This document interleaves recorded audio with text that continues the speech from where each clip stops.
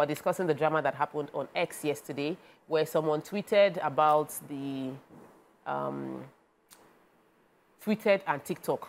Both Twitter and TikTok carried the story of how some South Africans decided to waste the time of some ride-hailing drivers in Nigeria, and Nigeria retaliated, and it became a free-for-all, rough-and-rough fight. And my thought before we went on break was how the action of a few people, because I do not believe that the combined number of those who started this and even those who participated, those that said no, those that, all of the combined did not reach 1 million people. And yet, every Nigerian in South Africa's life might be put at risk based on the reaction of someone to this. Also, businesses in Nigeria may be put at risk, or ability for business owners to go to South Africa to do business. The response might be influenced by the actions of a few people on either side. What's your take on this, and how do you think we can best, because this can also, it can play in another way. They can bring up another, they've already seen something that can work. So it means it can become repetitive if it is not dealt with appropriately. It can become a precedent.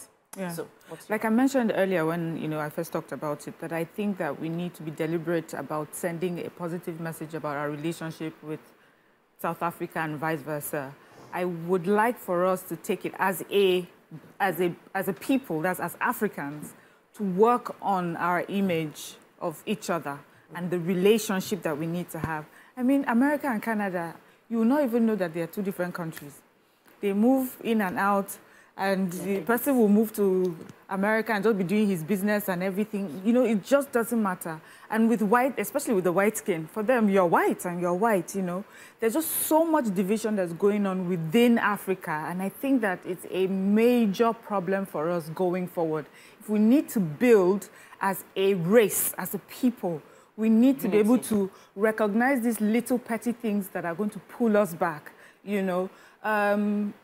and no one else will do it for us. There's no other race that would put themselves, to sort this out. Because in our disagreements, some people are making they're making a lot from it at our detriment. So Africans need to understand that the better we are united than when we fight. And the story about the problem about not doing something about it now. Now it's mostly seen as banter. Oh, it's a xenophobic issue in South Africa. Oh, it's their problem. Oh, it's just Twitter banter. Is that over the years, we pass on this culture of division to our next generation who don't even understand how it happened. And we have created this monster. So it would be beautiful to have that South Africa, Nigeria relationships. Let's do, when we do like, what do they call it? When you leave one school to the other, to another country. Those exchange programs. Fantastic. That would be nice to do. Show movies that show Nigerian, South African relations, positive relationships. Let's talk about our history in the ways that Nigeria helped South Africa in overcoming, during the apartheid situation. Let's tell those stories. Let's remind each other that we're first Africans, or we're first Black people before we're any of these divisions. And I think that we would see a better relationship going forward. Well, I think for me, it trickled me back to the African Union. There's something called the African Union. I think maybe most people should go back to Google and read more on the African Union. And from here, I know that about 55 countries are part of this African Union. There are 7 countries from the North Africa. There are 10 countries from South Africa, including South Africa themselves. There are 15 countries from West Africa. There are 14 countries from East Africa. And there are 9 countries from Central Africa. I want to believe that the head of all of these countries gather together at certain periods to hold a meeting, African Union. So what do they discuss?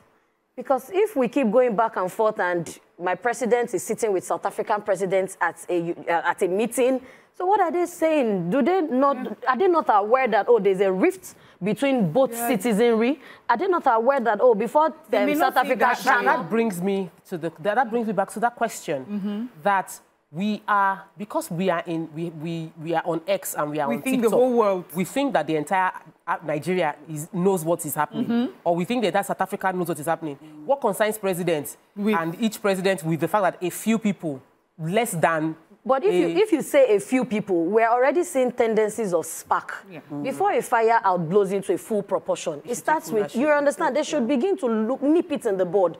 Safety, corrections, you understand, public relations. We cannot just sit down and say, oh, what concerns the president? There's no how that, I want to use Nigeria as an example, the people around the president, the first 20 people around the president, one person would have gotten hold of this news somehow. Most of them are on X, they're on X platform, even more than Instagram and Facebook, because X has posed to be somewhat of a kind of serious platform than Instagram that we joke and Facebook that even comes out with different type of stories. So this is where my point is coming from. When the, I think it was during the xenophobic attack, we had the president of South Africa even coming to Nigeria. There are things that have brought the president of South Africa to Nigeria. Likewise, they have taken the Nigerian president to South Africa. Now, my conversation is around what do they discuss? Do they discuss about unity or they just discuss about how we'll do business? Because there's no way you can even foster or prosper in business without unity first.